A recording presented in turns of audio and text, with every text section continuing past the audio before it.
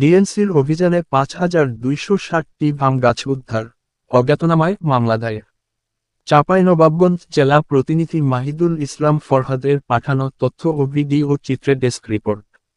চাঁপাইনবাবগঞ্জ মাদকবিরোধী অভিযানে বিপুল পরিমাণ ভাঙ গাছ উদ্ধার করেছে মাদকদ্রব্য নিয়ন্ত্রণ অধিদপ্তর ডিএনসি। এ ঘটনায় অজ্ঞাতনামা ব্যক্তিদের বিরুদ্ধে একটি নিয়মিত মামলা দায়েরের প্রস্তুতি চলছে। রবিবার ৩রা মে দুপুর ১২টার দিকে গোপন সংবাদের ভিত্তিতে জেলা সদরের পৌর এলাকার কাঁঠাল বাগিচা এলাকায় অভিযান পরিচালনা করা হয়। ডিএনসি চাঁপাইনবাবগঞ্জের উপপরিচালক চৌধুরী ইমরুল হাসানের তত্ত্বাবধানে এবং সরকারি কমিশনার ও এক্সিকিউটিভ ম্যাজিস্ট্রেট আজমাইন মাহতাবের নেতৃত্বে মাদক বিরোধী টাস্কফোর্সে অভিযান চালায়।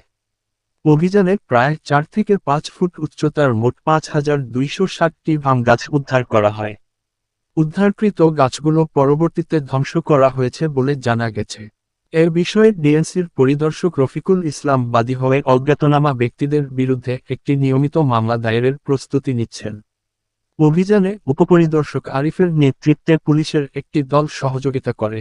সংশ্লিষ্ট কর্মকর্তারা জানান, ঘটনাটির তদন্ত সাপেক্ষে জড়িতদের শনাক্ত করে প্রয়োজনীয় আইনানুগ ব্যবস্থা গ্রহণ করা হবে।